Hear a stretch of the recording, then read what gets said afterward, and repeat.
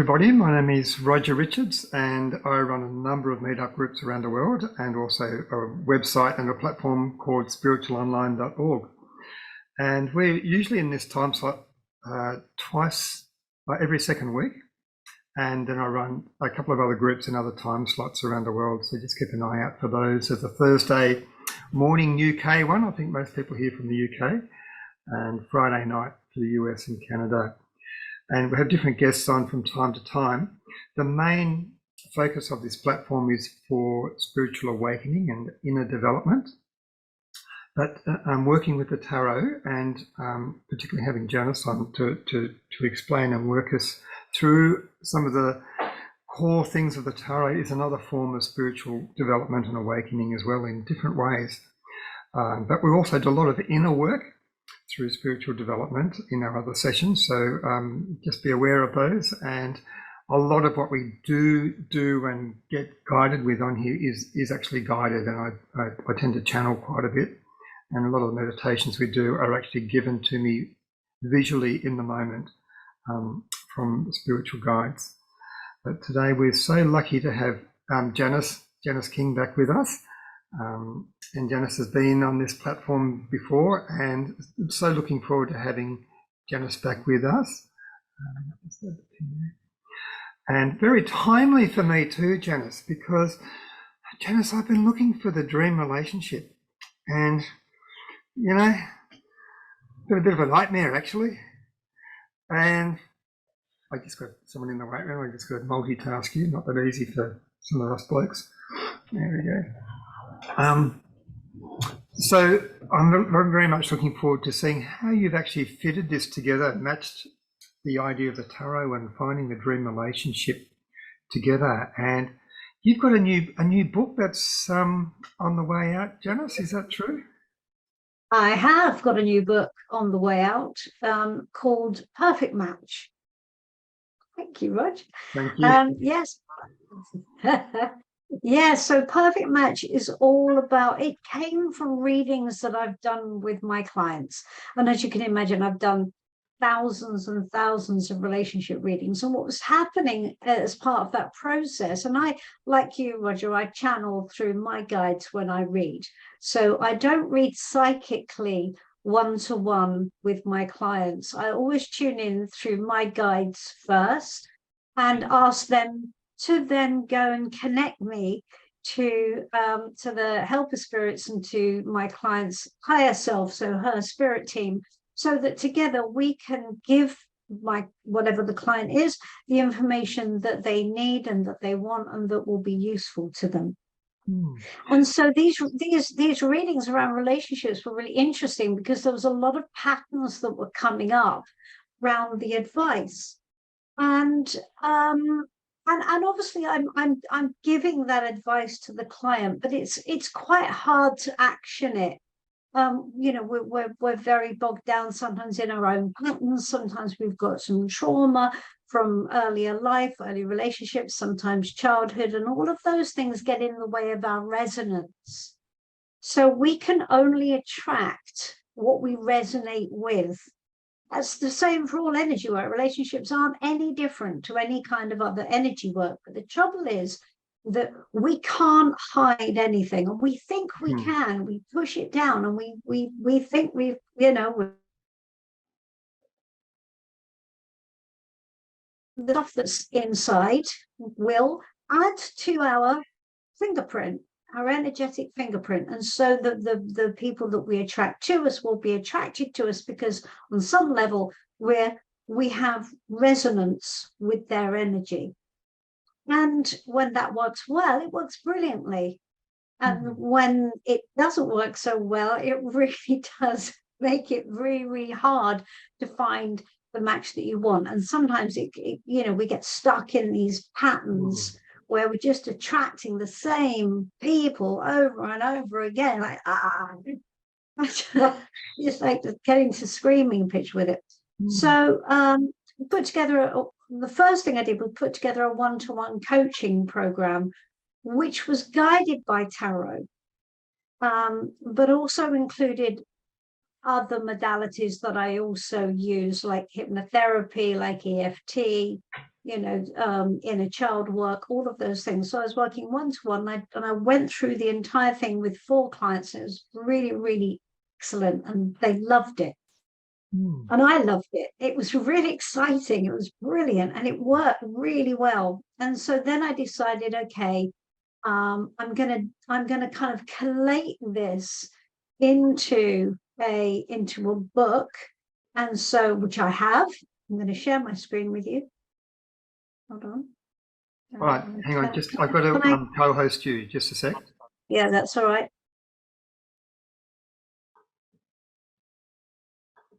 Let me know when it's okay to do that. Should be fine to go. Should be okay. Okay, there it is. And I was actually going to ask before, Janis, when you do a couple of demo readings, are you going to seal our fates for us? No, I don't. I wanted to show you my book because I'm very excited about it, and also I love the cover, which I didn't design. A friend of mine designed it. Isn't it beautiful? I like it. And it sort of matches some of the tarot cards. Just the blend of the colours. It really does, doesn't it? It's very, very pretty. So there you go. Very happy with that. No, I don't like fortune telling per se, and the reason. Now, look, we use tarot to look 360. We use tarot to look into the future, but for reasons. So when we do straightforward fortune telling, and when I get somebody come to me and say, well, "Tell me my future, Janis," I always have to gently reposition them on that, because knowing your future is one thing, but actually what we want to do is create our future, right? That's what we want. We want to be able to get the future that we want.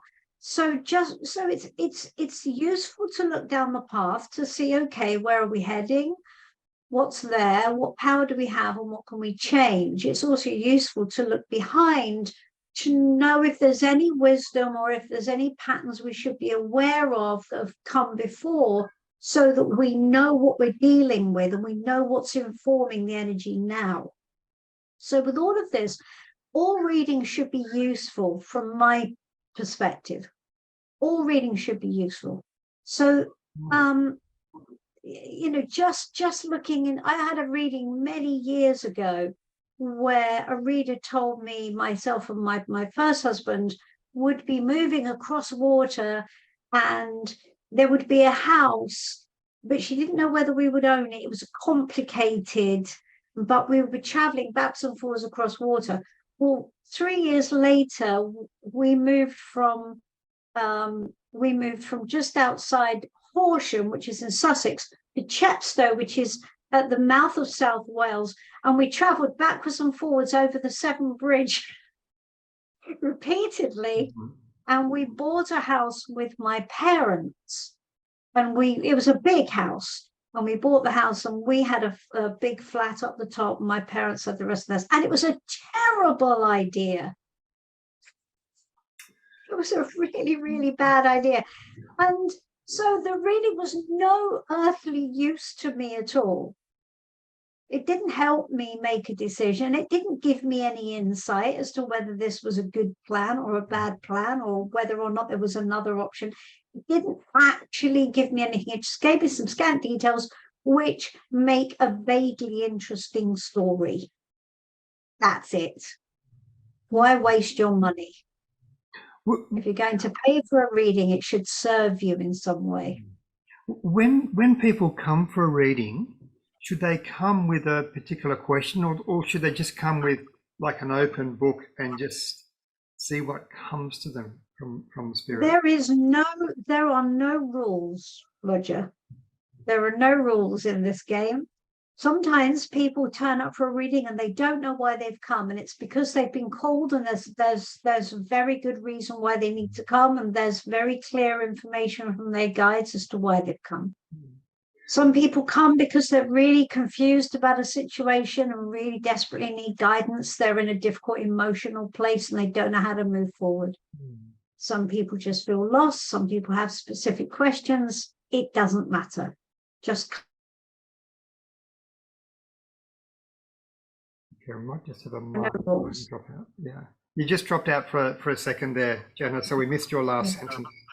Okay, I just said there are no rules. Just come if you feel if you feel drawn to come, then come. And the other thing in this, you know, I've had a milestone birthday recently. I've just turned 60, and sort of haven't quite cracked that dream relationship yet. And so I'm probably one of those people that develops a mindset, oh, it's never going to work, you know. It's just not out there. So I guess, what do? You know, when if life has dealt you a certain set of cards and they come for a reading, what sort of a mindset should I come with? Yes. Well, I mean, if you come about a reading, what we would do is we would explore what was going on for you, what had been showing up for you. We would explore, we'd ask what was blocking you. We'd have a look down the path and we'd see what was going to show up for you along the way, maybe over the next 6 months, a year. And we would go in. Being a tarot reader is a bit like being a detective. It's like we have to go in and follow the clues and work out, you know. And no spiritual work is you know, we have to go in, don't we? And we have to connect to it and find the truth that's in there, and that's our job. Okay. So yeah, and that involves a bit of exploratory work. Okay, now I'm going to ask you a very leading question, Janis, and I'm going to potentially insult everyone on this platform, but for a very, very good reason. If I said to you, we're all sitting here and everyone on this little session is a fool, what would you have to say about that from a tarot perspective? Well, what I would say is wonderful, because everybody is open-minded. Everybody is hopefully prepared to take a leap of faith into whatever process you are leading people through. And the Fool doesn't take any belief systems with him from before. Now, that's really important. Now, just in case there's anyone on here brand new to tarot, the Fool is one of the key cards in the deck. And maybe, Janis, just fill us in on the significance of that particular card. Yes, the two protagonists of the tarot story are the Fool and the Magician. And the Fool is us in energetic form. So he is us with all our potential within us. So we have everything within us already inherent there. We are already perfect. We already have everything we need. So and our potential is in existence. What we do with it is ours to decide. That is when we get to the Magician. But the Fool is potential. If anyone who remembers their physics lesson from school will remember the difference between potential energy and kinetic energy. Kinetic energy is energy in motion. The Fool is potential energy. So he is there poised. All he has to do is jump, and then he can bring it all to life. Okay. Now, is there anyone here who actually has their own deck of cards, just out of interest? I just would like to find out if there's anyone here who reads a little bit and might pull out a couple of cards. So, yeah. Dashani, yes? Yeah, I've got probably over 20 cards, 20 decks, that is. Oh, right. Excellent. I've lost count. Okay. No, it's just nice to know who we're talking to, you know. Yeah, what's your favorite deck, Dashani? You know what? I started working with the Tarocchi, the Tarot de Marseille type cards, because I really tested this type of cards. And for anyone who doesn't know, unlike the Rider-Waite, when you get the minor arcanas, you've got no pictures. They're pip cards, they are, yes. No pip cards whatsoever. And also with some of the Italian words, sometimes you've got to like think of if the visuals, you can't work out what the card is. Sometimes the Italian can throw you as well. And I use these to actually test my intuition to see if I can read for others. I'm not a professional reader. And one of the reasons why I came here is just to try and get an idea from somebody like you, how you work. But other times I use Rider-Waite. I learned with the Rider-Waite, and I also use Lenormand cards. So I love combining the two. I do have a couple of Oracle decks. I rarely use them. I started with Oracle just about 5 years ago. And then it took me only 2 hours to actually learn the whole deck. I've always had the ability. I've been very lazy at applying it and not very disciplined. And it was actually when I went for a psychic reading at the College of Psychic Studies in Kensington. The person reading for me, he said, "You know, you can do this. You're just very feral." Meaning, I'm just it's just very what? Sorry, what was the last sentence? Feral, as in feral cat. Oh, I see. Okay. It's feral, as in it's not very disciplined, and I can't read for everybody, and I accept that. But I do enjoy trying to. It's like finding a jigsaw puzzle and just trying to put the pieces together. But you'll only have a glimpse of what's going on. You're not going to necessarily have the whole picture. And I always tell somebody, this is just guidance. It really is up to you what you do with the information. Absolutely, of course, it's guidance, and because that's one of the wonderful things about being human, is that we have all of this free will, and we can do whatever we want to do with whatever we have. And that's the exciting thing about being human. So absolutely, it's just guidance. I mean, I think that's great, and it can be really useful to read with pip cards. Thoth also has Thoth has pip cards as well. I mean, the way I read personally, my deck is completely other way. My own deck, the Life Code deck that's in production at the moment, has very, very literal images. And the reason that when I created the deck, I wanted to bring a pictorial representation of how the cards show up for me in readings. That's useful for me with clients, because I can give them the card, and I almost don't have to explain it a lot of the time. It's like it's a picture book, and it's there for them, and they can then see themselves what's going on in the reading. So it takes actually the mysticism out of it a bit. I mean, obviously not the fact that well, there's your fool. There you go. There's the fool. And this deck here is really, I don't know if you can see it, but it's actually very good because it's very pictorial, and that's like a go-to deck sometimes for reading for others, because people can actually see things. It's very visual and it comes alive. But it depends on how I feel, and they're beautiful cards. And it's a combination of Rider-Waite and Thoth. A little bit. They use terminology like Princess of Wands. So you've got princesses instead of just the pages and knights and those kinds of things. So as long as you recognize this kind of cards, it's fine to read with. Yeah, absolutely. Yeah, I mean, whatever works for you. I mean, that's why there are so many different decks, and the people such as yourself, collect loads of decks, and that's really, really good fun, and it gives you a choice on the day, doesn't it?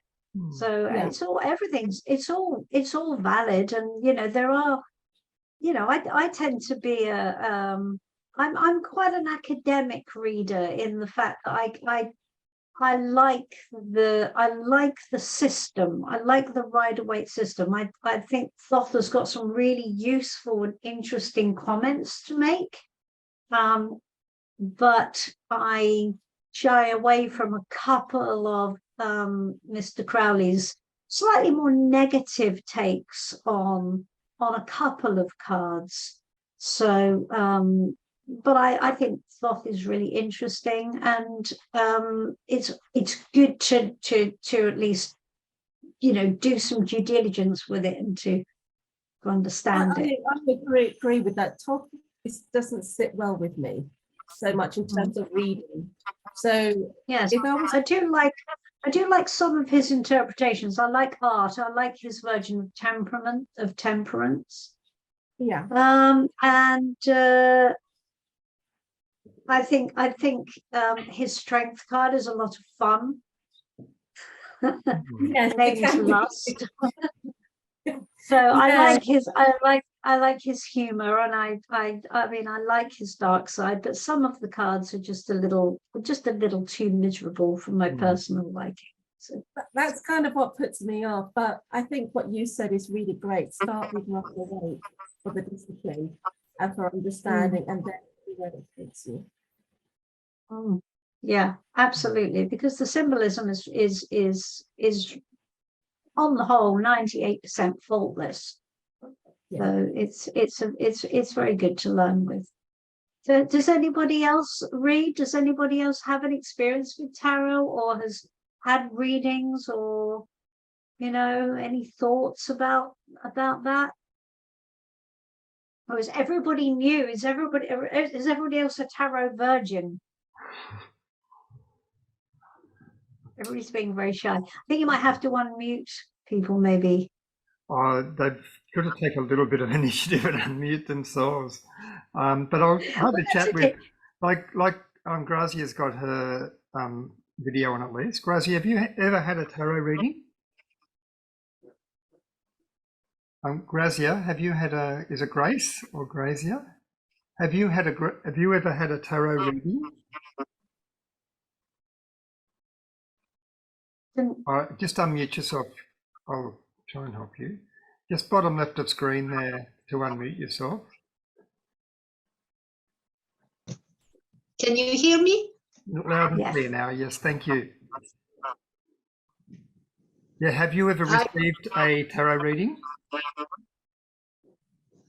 Just once when I married my husband. Okay. And what brings you to this particular session? Because I have nothing to do. Oh. Wow. Good a reason as any. Okay. Fair enough. I'm bored. It's Sunday. I'm in London. I have nothing to do. So I looked at all the events. I seen this one. Maybe the universe. I was curious too. Or maybe the universe has something in store for you to be doing that we might shed some light on a little bit later. Maybe. Let's see what happens. Yeah.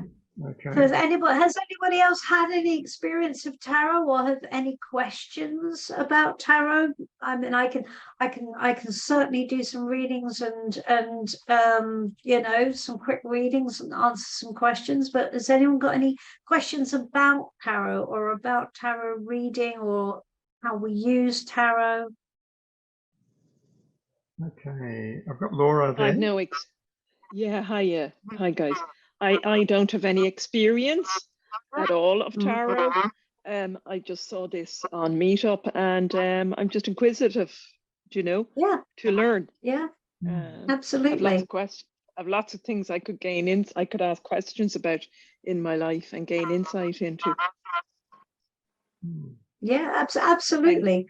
I mean, the interesting thing is about tarot is everybody looks at tarot as a divination tool, but actually it's a lot more than that, and we can use it ourselves for self-inquiry, and we can also use it as a way of tuning in with our own guides and our own helper spirits to get information and to get guidance. If maybe sometimes with meditations it can be a little bit of a wall of silence. That can be a little bit frustrating. Well, what am I supposed to know? And suddenly you're thinking I should be hearing something. Hello.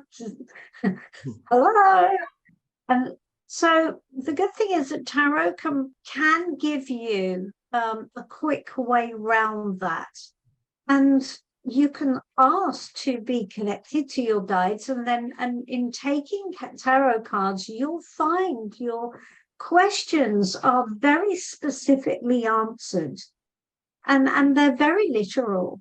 It's really, really interesting, and we can use tarot in all kinds of ways. I use tarot in mediumship readings sometimes.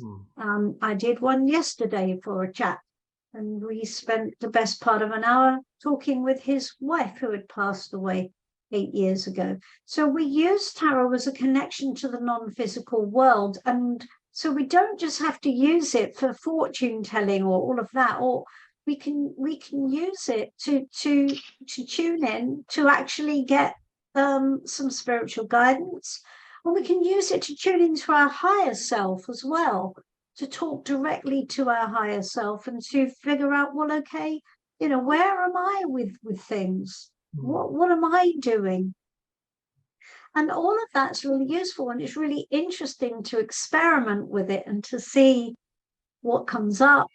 I had a Christian friend, it was some years ago now, who was trying to persuade me to go to church, and I declined, because I have a personal aversion to the whole sin deal. So I declined to go to church, but I said it was a Sunday, and I said, what I'll do is I'll go to church. I'll talk to God through my tarot deck. You go to church and talk to God through your method. And when she came back, I said, right, I have a whole conversation to report. So I'll let you. And I had all these questions, and the answers were beautiful. The answers were genuinely beautiful. And I said, the thing is, it's interactive. That's the wonderful thing about tarot. It's interactive, and it provides us with a complete, fully formed mechanism of how to do life. It's like an instruction manual. It's absolutely amazing. And so whether we're using it for divination, or whether we're using it to check in with ourselves, just if you don't want to do any of that, you can literally just put it on the table, and you can use it literally as a physical map, and it works brilliantly. You just have to obviously learn how the map works, but so it's almost like a philosophy within itself. And for me, it's as close to a Bible as I ever get. And I think it does the same job. Well, it's an interesting question when you ask, well, where is, say, for example, God, and how do we access God? And you don't actually have to go into another building to do that. And if there's a way or a tool that we can utilize to open that door up, then we have access to the divine. And I do it through meditation and channeling, and you do it through your cards. So we don't. And it's actually more direct than going through a third party. And also, I have hastened to add, and also through meditation and channeling. And of course, the more you meditate and the more you tune in through meditation, the better. I mean, that's awesome, because that gives you that silence, and it gives you that practice of tuning in to the space, tuning in to the energetic realm. Then if you use tarot alongside that, I mean, you know, you can use it either or, but if you can use them both together, awesome. Okay. Cynthia, have you ever had a tarot reading, or have you got your own cards? Just bottom left of screen there, Cynthia. We're getting a bit of feedback through your mic, Janis. So when someone chats, if you mute yourself, that buzzing will go away. Yeah, I can do that. You've got a sensitive new age microphone. So Cynthia, have you ever had a reading, or? I've had a tarot reading, but I've just always been curious about spirituality, which is why I usually join these groups. I sometimes do the meditation and all of that. But then I've always been quite keen in understanding spirituality, and part of it was understanding how tarot reading actually works. Because, and I've always wondered, is it just from the cards, or is there a medium that speaks through you through the cards, or how does it actually work? So I've just been curious about it. So it's nothing to do with the cards. I mean, this is a very unpopular view here. So Janis, you're going to have to forgive me if this goes against your practice. But I'm going to come out and say the cards are irrelevant. The cards have no special energy at all. They only have the energy we assign to them. And there is an awful lot of tradition of wrapping your cards in silk and putting them in cedar boxes and whatever works. I mean, it's lovely to make them special. But I have done a tarot reading for a client. I was on holiday and was not going to read, so I didn't take my cards. And then a client rang me out, "Oh, Janis, please, I desperately need a reading." Well, I was in Glastonbury, so I thought, well, okay. So I went and just bought a quick Rider-Waite deck, took the cellophane off, shuffled them, did a reading, no problem. No attunement, no fuss, no muss. The cards are a communication system, that's all. They don't contain any special power within themselves. They are bits of cardboard.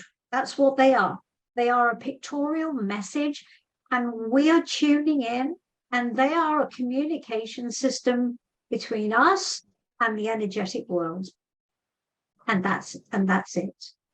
I'll say something that's actually a very good compliment, Janis, but when I see you work and look at you, it's like, well, you don't actually have to do any sort of preparation or switch any buttons on, because you sort of embody this. It's like being connected to the fairy kingdom, and you're just there, part of it. You just are. You don't actually have to pretend or put on anything. You've just got that natural connection. So it just lives around you. Anyway. So we just muted each other again there, Janis. So just click yourself back on. Yeah. Yes, my family would agree that I live in a sort of la. But yes, thank you, Roger. That's very kind of you. Okay.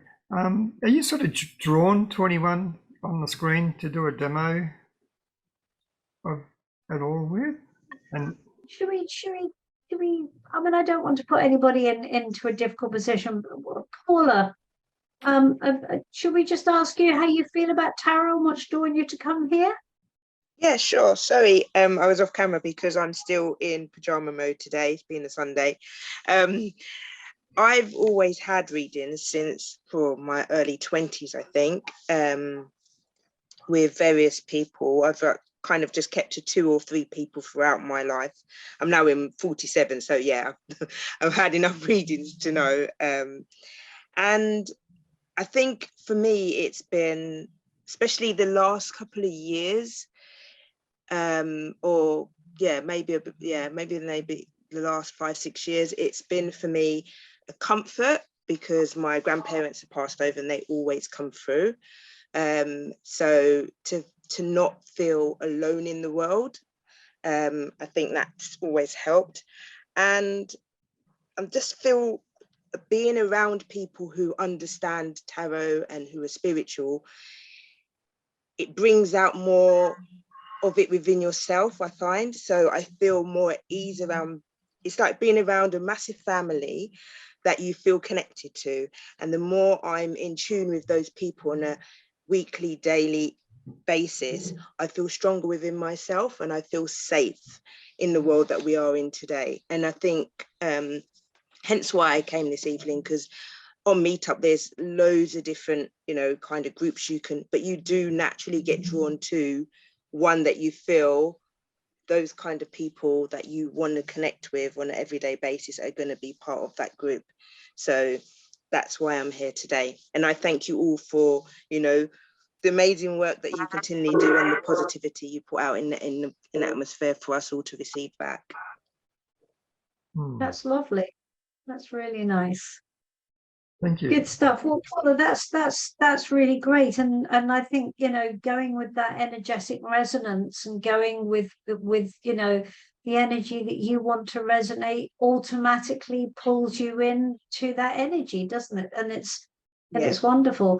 It's quite an interesting thing when because and again, different forms of reading, and I have a strange thing. I don't necessarily invite straightforward mediumship into my tarot readings, because I find I tune in. I'm not tuning in to that energy so much. I'm tuning in specifically to guides. So I know when people ask me to do mediumship, I have to stop and sort of just go, okay, when we're resetting now. Yes. we're gonna invite somebody from spirit. It's just for me, it's just a slightly different energetic process. But it's interesting. Because I always find it slightly confusing knowing who's speaking. Yeah. If you're doing a tarot reading, you've got to be very clear on who you're giving the mic to, just so that we know who we're talking to.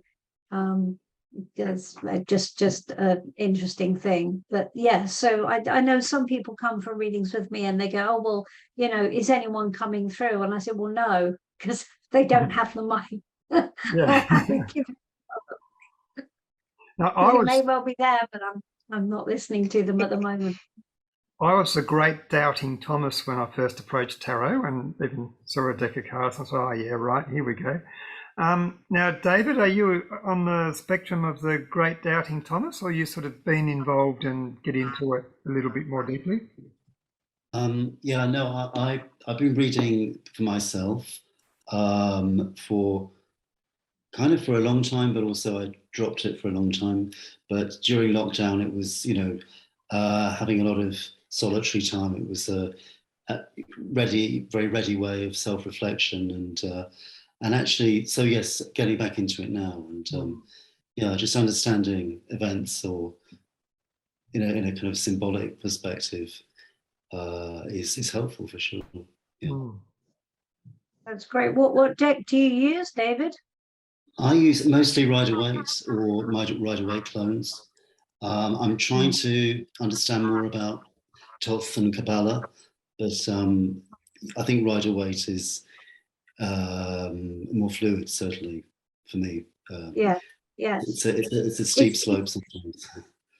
If you wanted to know more about Kabbalah, there's a guy called Michael Katz who I know very vaguely, but I know he's very, very knowledgeable about tarot and Kabbalah. And there's also a really good woman on LinkedIn called I think her name is Robin Wald, who is a Jewish tarot reader who I did a radio show with. She's a genius. She's just wonderful, and her knowledge of Judaism and the Kabbalah and all of that side of things is just wonderful. So if you wanted to, you know, a little introduction to either of those people, I'd be happy to pass you across. Just saying.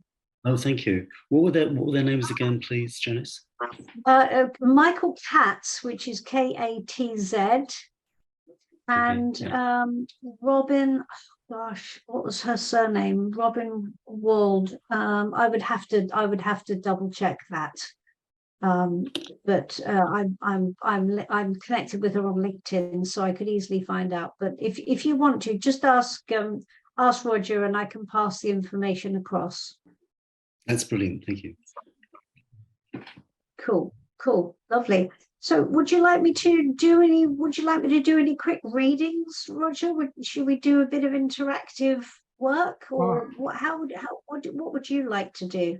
Yeah, look, it's always nice to see some cards, and as we do that too, do you use different spreads? Say for a quick reading, do you use the cards like a smaller number of cards? For a full reading, do you use a much broader spread? How do you set up? Oh, I don't, the only spread that I use as a formal spread these days is, I will dive into a Celtic cross if I'm at the beginning of a reading and somebody doesn't know why they've come.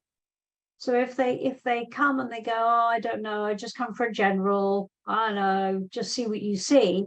So what I'll say to them is, okay, well, we need a place to start, because I don't like scattergun readings. I don't like big old general floppy, unfocused readings.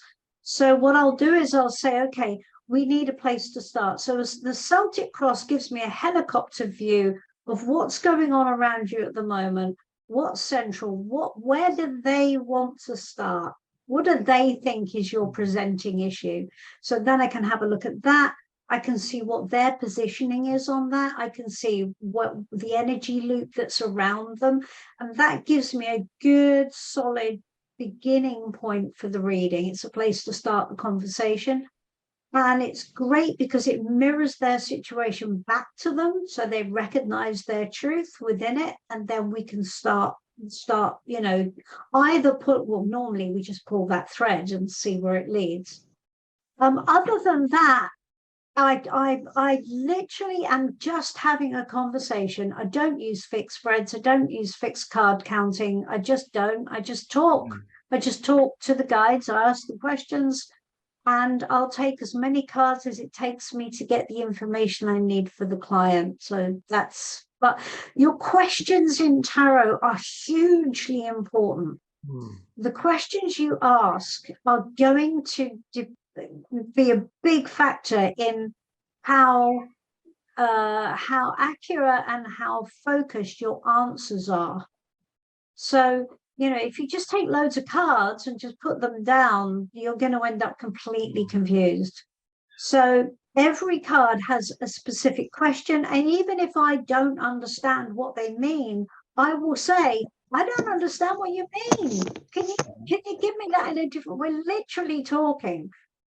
We're literally having a chat, and I'll go, how does this client feel about that? And I'll find out. And what should she do about that? And I'll find out. And I'm literally asking them to just tell me what I need to tell her or him. Okay. Well, I could come to you with a question, and this is on the lines of, look, there's a potential relationship situation here. Is it a dream relationship? Is it a nightmare? Or is it wake up, you're just dreaming and it's not going to happen? Which is a real situation. So Okay, let's have a look. Are you going to seal my fate? I don't seal anybody's fate, but only you seal your fate. Okay, let's have a look. Right. All right.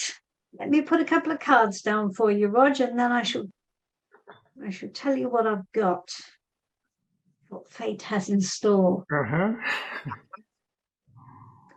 Okay, let's see.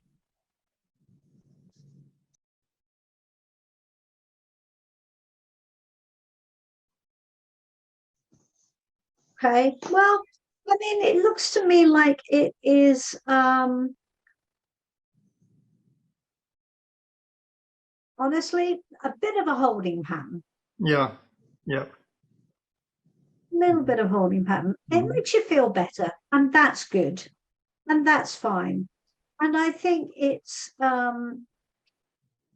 it feels to me more like a, if it isn't already, then its potential is that of a friendship. And it's going to need more development, that's for sure. But I'm not sure that it has the potential for a deeper emotional vulnerability within it. Yeah. And so, and I asked very quickly, and part of how the relationship looks to me like it would develop would be that you maintain your independence, and it's like you're independent people, and that's fine. and there's a lot of flexibility involved. So it looks like a relationship that maintains the status quo in some aspect of it. And I don't see you or the other person sharing your lives in a very integrated way. That makes perfect sense. Yeah. Yeah. Yeah. And the relationship itself, looking at you and looking at your patterns, you have a very strong habit of taking full responsibility for everything on yourself. So you're the one that takes responsibility. I need to look within myself for the wrong and then the thing. I'm not sure that's helping you. I think you might be overdoing that a little bit. Okay. Yeah. Yeah. So yeah. And I think perhaps you need to go into battle a little bit more than you do. Yeah, So, that's the sense I've got too. Yeah. I think so. Yeah. So I'm not sure it's the dream relationship, Roger, but it's not. It ain't hell either. Yeah. It's all right. No, I'm thinking of more in terms of being a fantasy, a dream, you know. Anyway, but I just thought I'd ask the question, but I'll hand it sort of over to the audience. And thank you for that very much. That's all right. Very apt, very, very appropriate, I think, for the situation. Okay. Who can I help? Who would like to ask a question or have me take some cards from them? Yes. Hi, Grazia. I don't have any questions. I just wanted to say that I agree with you about tarot cards or divination cards, so just on paper. And it's really about hold on a second, Grazia. Sorry, Dejani, I can't quite hear what you're saying. Okay, can you hear me now? Yes, sorry. I'm gonna answer a question for Grazia, but what were you saying? Sorry. I was just saying that I agree with you about the cards. They're just bits of paper, and it's more about your belief and your ability to connect with the divine or those that guide you. They can be used as tools you can do without. I don't disagree with everything you said. Everything you said, it just with me. Thank you. Thank you. Good. I'm glad. You never know. Grazia, how can I help you? Can I know if the person I love is reciprocating my feeling? Okay. That's fine. Do you want to give me a name? Should I think about him? Yeah, you can think about it. Who should I put my attention on? Just give me a name so I know who I'm focusing on. Or would you rather not? Doesn't matter. Doesn't matter. I can do it anyway.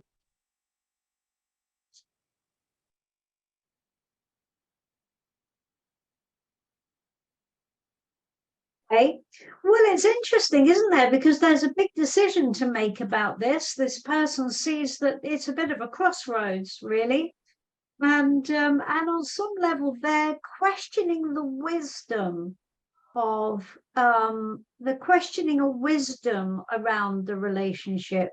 So they're sort of going, is this wise? Would this be a wise thing to do to go into a relationship?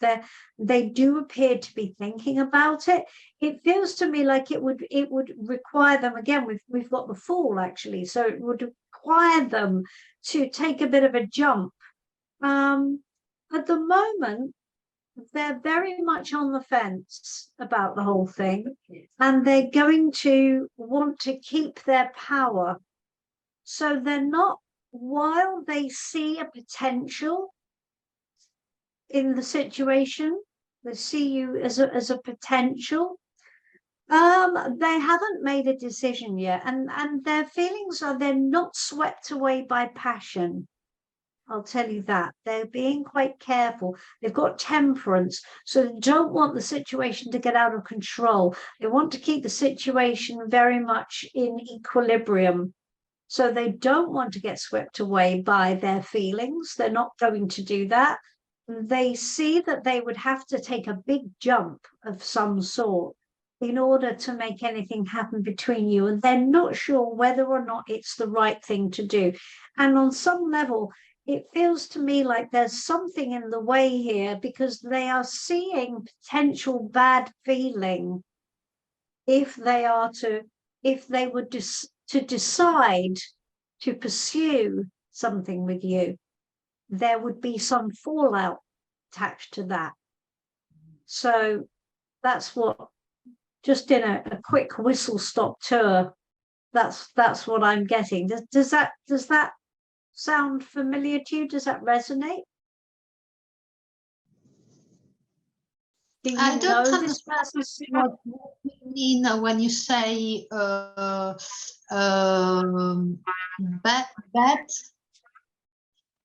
Can you repeat? There is, yes. They seem to be wary, because they seem to think that if they were to jump into a relationship with you, or that you were to both have a relationship together, there would be some kind of fallout. There would be some kind of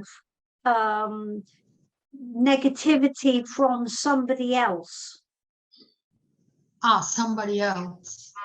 Not from you, but from someone around them. I think they might be carrying some baggage anyway themselves from a past situation. They look to me like they're carrying some baggage with them. So they're not yet ready to make a jump into something new. They haven't yet made that decision. And they don't want to get swept away by their feelings. They want to keep their feelings in balance. So while I think they do like you, I think they're just going to be very cautious, very cautious. There is another woman, sorry, my English is horrible. My English is horrible, sorry. Is there another woman? I'm not sure whether there is actually another. There might be. Let me ask. Or it might just be they're carrying residue of another relationship with them. Let me see. There was nothing inherently in those cards to suggest there was another active third member, but I'll ask. Hold on. I think there is someone else in play. Now, what their relationship with them is, I'm not entirely sure, but I'm gonna take a jump and say you've got some instincts about this. You've got some intuition around this situation, and they're telling you to follow your intuition. So I have a feeling that there is a side situation which is not resolved. Does that make sense? Okay. Yeah, you are correct. You are perfect. You are perfect. You are perfect. That resounds perfect. Okay. You are very sensitive. Good. Well, yes, it's exactly that. Thank you. That's all right, Gracia. My pleasure. Does anyone else have a... Yes. Hi, Laura. Yes. Hi, Janis. Hi, everybody. Janis, can I ask you, did I do the right thing in ending my marriage 3 years ago? And is this now the right time to move forward with, with a divorce, with legalizing that and starting a legal process? Sure.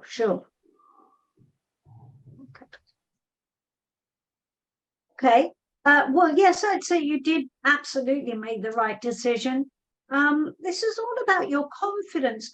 And what I'm getting, that the situation was, Laura, was it was pretty flat, really. It felt a bit gritty, and you just, I'm just not I'm not getting any joy in it for you at all. And it looks to me like it took you a while to make the decision.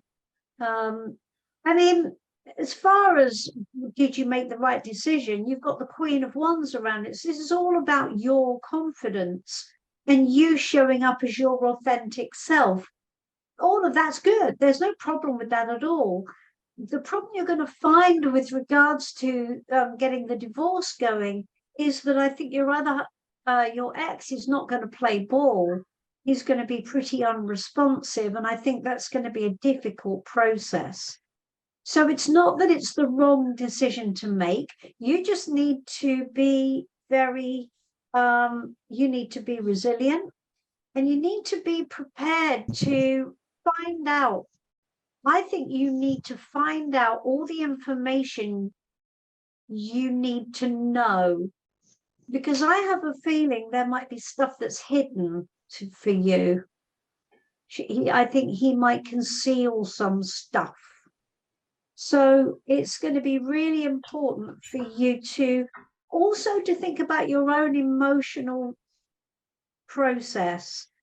It's not the wrong thing to get a divorce, but are you in the right place to deal with the power play that is going to ensue as this process moves through? So you have to be really, really careful that you don't take things personally, that you don't just, that you don't get swallowed up in what may not be a very pleasant encounter.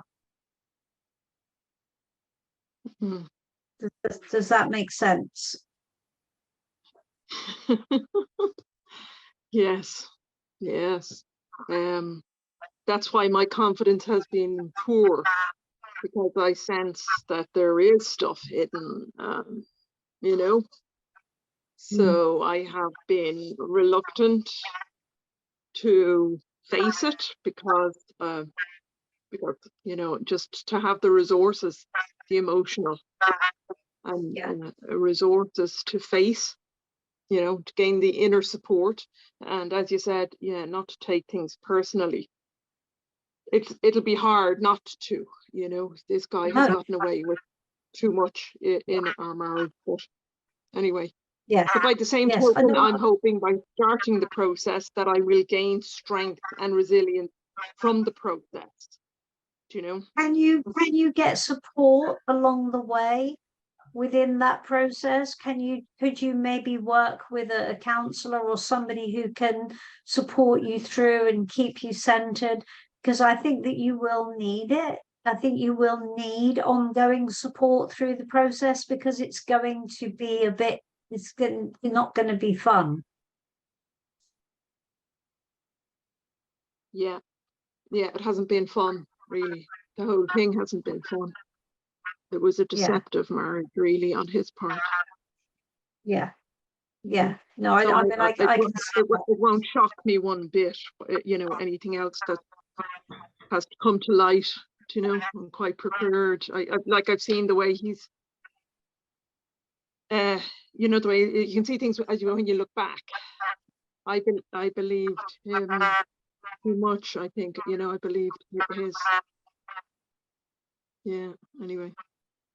Yes. Yeah. No. I mean, I can see that, and I can see it looked pretty gritty to me. So yes, you were absolutely right to go for a divorce. I mean, I just think that even though it won't shock you, it may still sting. So I'm well stung. So that. What does gritty mean?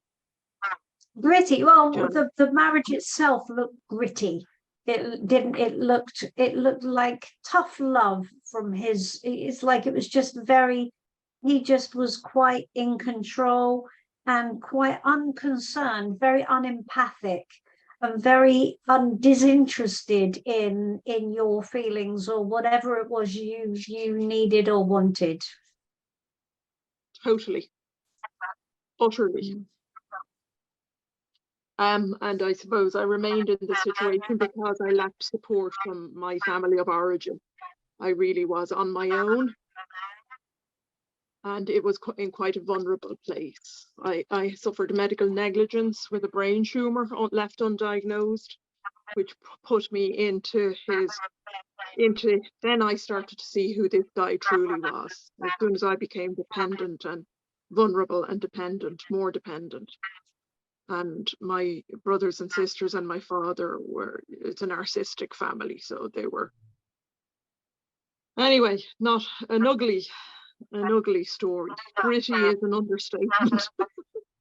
Yes, and that's fine. I mean, I think that the process nevertheless will be a challenging one. So, you know, just for your own self-compassion and just for your own support, not to go through it alone, not to feel alone. It's really important that you don't feel alone in the process, because you felt alone for so long in the process. It would be good if you could, you know, not go into this final stage flying solo. Yeah, which is my default setting and has been really most of my life. Yeah, so I think that breaking that pattern would be useful to you, I think. Yeah. Good. Yeah. All right. Okay. Heavy reading there, very serious one. So, but good luck with that, Laura. It's obviously been quite a journey, and another step or two to go with it, unfortunately. But yeah. Have you been able to recover some of your independence just through all that? Are you talking to me, Roger? Yes.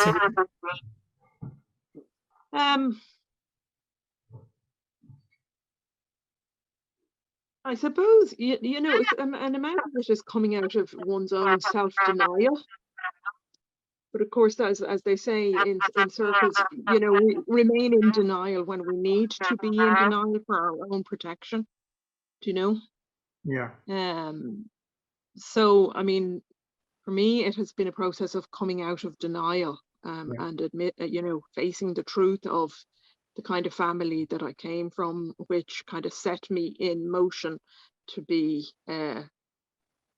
taken in by this guy who feigned friendship, and I think, you know, really does one really see into the heart of another. I wonder, you know, I wonder about him. I'm still like, I know him since I was age 19. I'm now in my late 50s.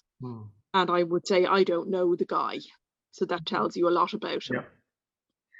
You know, yet I didn't know much about my father and my mother. So it left me vulnerable to getting into a relationship with such a guy. It's interesting how we look at our lives too, and at the soul journey that we've had, and the connection, spiritual connection, or the soul connection that we have with people even beyond this life, and why these situations have played out the way they do. So there's probably living and learning and loving that goes with all this that we don't see on the surface of it as well. And sometimes it's almost like we come down here and play our part and then go back to the real world on the other side too. So it's an interesting balance of things. I'm not following you, Roger, completely now. Okay, that's a long philosophical discourse, but just in terms of looking at what our life actually is in terms of our broader, longer soul journey, and what our connection is to other people within our soul group or around our soul group, and what was put into place before we actually incarnated here. in this lifetime, and then to learn as much as we can from it whilst trying to help the other person, because we're all from source. I've heard this, that from other sources, that I may have planned this with these souls. Wow. I don't, it's very hard to take ownership of that, obviously at the human level. Yeah. Because there's been quite an amount of, abuse of me, basically, from a lot of parties. So it's very hard to kind of say that that this was agreed before we all came here. But anyway, I am open to, and I can see how much I've learned and I'm learning from it all. But by God, it's been fire learning. Well, it sounds like both of us need to go down to the costume shop and buy ourselves battle costumes and stick up for ourselves a bit more. That's what I've learned from Janis. And you were quite right with what you said to me too, Janis. So I really appreciate that. I've just got an eye on the clock there too.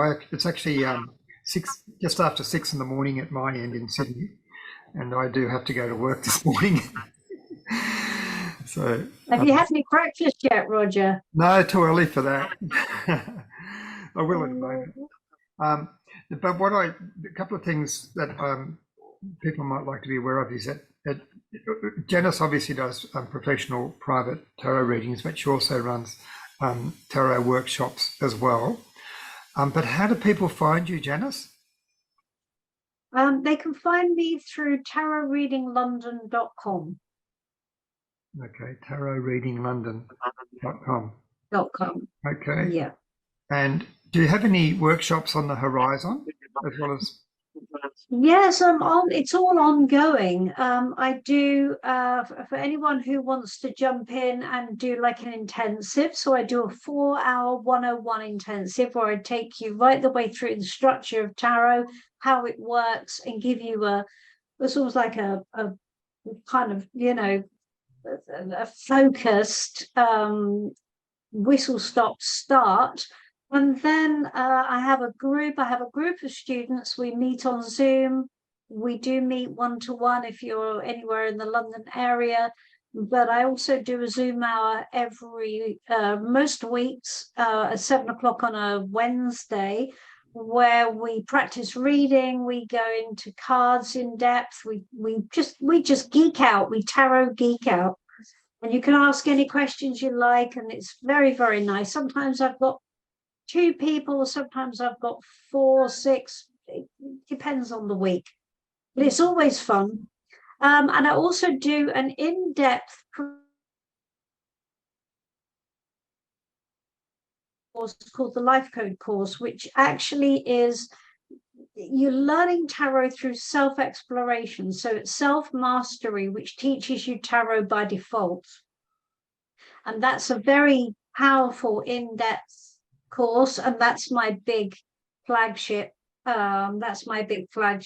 professional course. And that takes probably 6 months to do. So that's quite a serious thing. So you can, but I help. I'm always just keen to get people started on their cat tarot journey, really, and to make the most out of it. So I'm happy to work with people on whatever level suits them. Okay. Yes, that's fantastic. So tarotlondon.com. Tarot Reading London. I'll put it in the chat. Tarotreadinglondon.com. Just quickly. There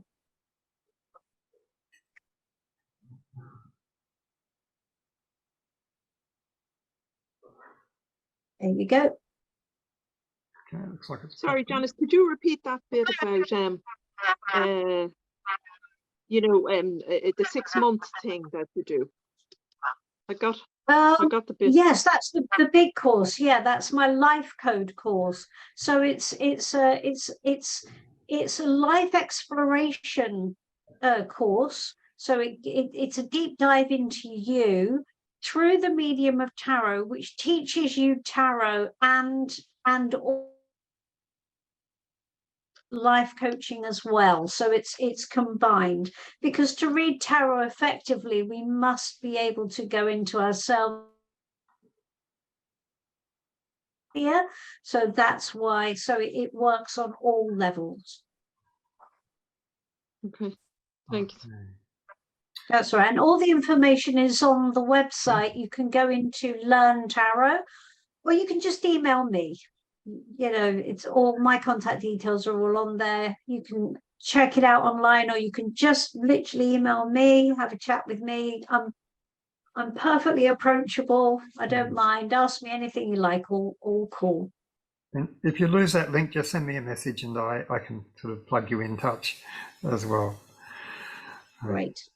All right, so I need to bring this to a close, but thank you so much again, Janis, for coming on, and good luck with the book as well. Thank you. With everything else that you do, and the world is definitely a better place with you doing all the things that you do, and I really appreciate the words you gave to me personally as well, so I thank you so much. And Janis, we'll see you again before too long on here. Thank you, guys. Lovely to see you all. Bye-bye, Roger. Okay, cheerio, everyone.